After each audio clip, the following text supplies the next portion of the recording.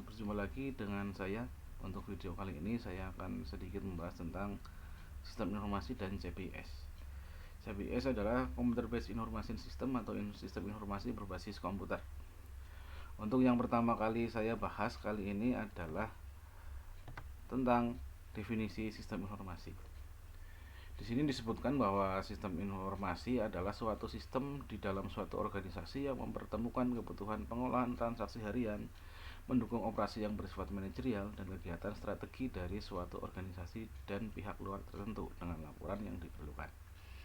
Saya ambil contoh, misalnya Anda memiliki sebuah perusahaan dengan perusahaan penjualan yang memiliki cabang di beberapa daerah. Tentunya sebagai seorang pemilik usaha, biasanya informasi yang paling ingin diketahui pada setelah akhir hari atau misalkan setelah mau istirahat, biasanya adalah ingin tahu seberapa sih jumlah transaksi hari ini atau tadi siang misalkan. Nah, makanya di situ di sistem informasi diberikan fasilitas untuk melihat transaksi harian, misalkan hari ini transaksinya ada berapa banyak per cabang misalnya. Kemudian di sini disebutkan juga adalah yang bersifat mendukung operasi yang bersifat manajerial dan kegiatan strategi ya.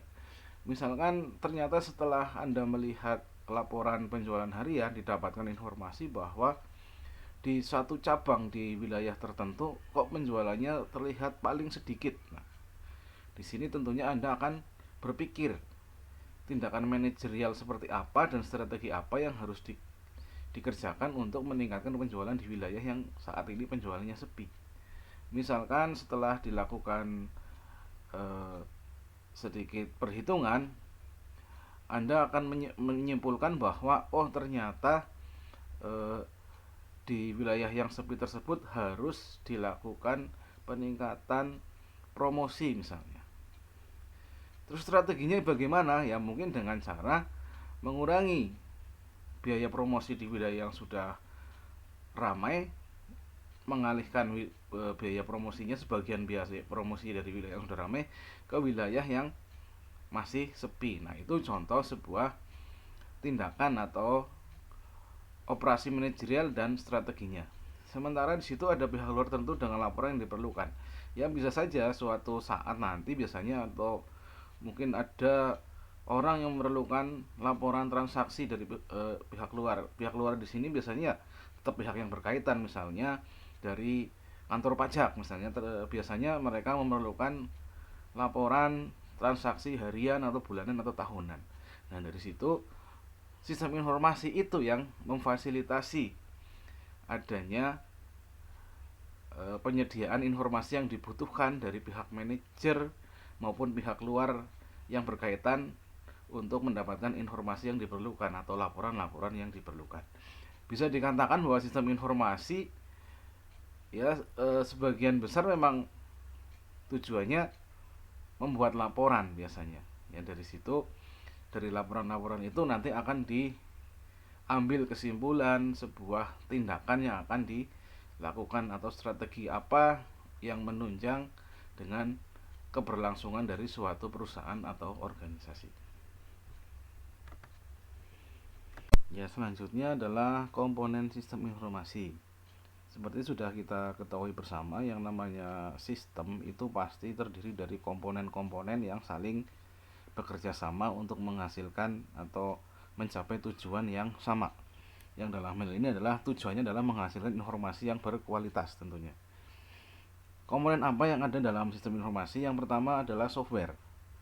Karena konteksnya kita ini adalah sistem informasi berbasis komputer, maka di situ udah pasti ada software, minimal ada software sistem operasi sebagai perantara antara manusia dan komputernya. Kemudian setelah software ada lagi di situ adalah database atau basis data. Gunanya untuk apa ya? Basis data digunakan untuk menyimpan data. Jadi diibaratkan database itu adalah sebuah lemari arsip. Jadi nanti di basis data itu akan dikumpulkan berbagai macam data. Dan database ini kelebihannya ya tentunya kapasitasnya lebih besar dibandingkan dengan lemari arsip gitu. Kemudian setelah ada database nantinya ada prosedur. Prosedur itu bisa dikatakan ya semacam tata cara atau urutan dalam penggunaan sistem informasi, baik tata cara dalam menginput data, dalam memperoleh laporan dan lain sebagainya. Kemudian setelah itu ada personil. Personil di sini adalah orang-orang yang terkait dalam sistem informasi tersebut. Walaupun bersifat komputerisasi, tentunya tetap masih memerlukan orang atau personil untuk mengoperasikan sebuah sistem informasi, baik mengoperasikan atau menggunakan ya, atau yang memanfaatkan dari sistem informasi tersebut. Kemudian jaringan komputer. Jaringan komputer di sini termasuknya nanti internet ya. Karena di sini jaringan komputer dimanfaatkan untuk menyebarluaskan output atau hasil dari sistem informasi tersebut. Tujuannya agar informasi yang diproduksi dari sistem informasi itu bisa diakses oleh banyak orang dari berbagai macam lokasi, dari berbagai macam tempat. Nah, itu jaringan komputer. Kemudian hardware. Nah, ini juga tentunya hardware ini perangkat keras ya, dalam hal ini adalah komputernya misalkan. Komputer sendiri itu banyak sekali komponen-komponennya, dari mulai prosesor, dari mulai media penyimpanan seperti hard disk, kemudian ada RAM. Itu merupakan komponen yang sangat penting ya. Jadi bagaimana mungkin sistem informasi berbasis komputer tanpa adanya komputer ya. Jadi termasuk di dalamnya juga komponen yang berkaitan dengan teknologi informasinya ya, misalkan dari kabel jaringan, kemudian ada teknologi LAN dan internet ya, itu termasuk dari hardware-nya. Jadi apapun perangkat yang digunakan dalam proses memproduksi informasi dan proses penyebarluasan informasi, nah itu perangkat keras yang masuk dalam komponen sistem informasi, itu hardware. Berikutnya adalah siklus hidup pengembangan sistem. Di sini siklus hidup pengembangan sistem atau siklus hidup sistem adalah sebuah proses evolusioner yang diikuti dalam penerapan sistem subsistem informasi berbasis komputer. Ya, di sini yang saya garis bawahi adalah kata evolusioner ya. Jadi evolusioner jadi merupakan perubahan yang terjadi secara pelan-pelan atau perlahan, namun pasti dalam hal ini. Karena apa? Sebuah sistem informasi pasti akan mengalami peningkatan kebutuhan jika dengan catatan jika aplikasi itu dipakai. Jadi tentunya perusahaan itu akan ketika semakin berkembang maka kebutuhannya juga akan meningkat, maka kebutuhan sistemnya juga akan meningkat, dan itu akan terus terjadi secara berulang-ulang dalam waktu yang lama ya, atau evolusioner pelan-pelan tapi pasti. Ini tahapan siklus hidup pengembangan sistemnya. Yang pertama kita baca dulu dari atas, dari perencanaan. Jadi sebuah organisasi atau perusahaan biasanya setelah semakin berkembang nanti ada kebutuhan terkait dengan sistem informasi, atau hubungannya biasanya dengan kelengkapan dan kecepatan dalam kebutuhan informasi dari sebuah perusahaan atau terkait dengan kegiatan manajerial. Maka setelah ada kebutuhan baru di situ dianalisa. Jadi bertemu dengan pengembang, menganalisa apa saja sih kebutuhan dari sebuah organisasi atau kebutuhan yang diinginkan atau yang diperlukan ya, kebutuhan macam apa saja yang diperlukan, dianalisa. Kemudian setelah dianalisa dia akan dilakukan perancangan. Nah, dirancang di sini termasuk dalam proses pembuatannya, itu masuk dalam proses perancangan. Jadi termasuk proses coding ya, itu masuk dalam siklus di sini dalam tahapan perancangan. Jadi perancangan basis data termasuk masuk dalam perancangan, termasuk juga dalam proses coding atau pembuatan programnya, itu masuk perancangan. Setelah program dibuat maka dilakukan penerapan. Termasuk di sini adalah proses uji coba ya. Di sini masuk diterapkan, diuji coba. Kemudian setelah dinyatakan jadi atau sukses atau katakanlah ya, maka dilakukan dengan akan digunakan.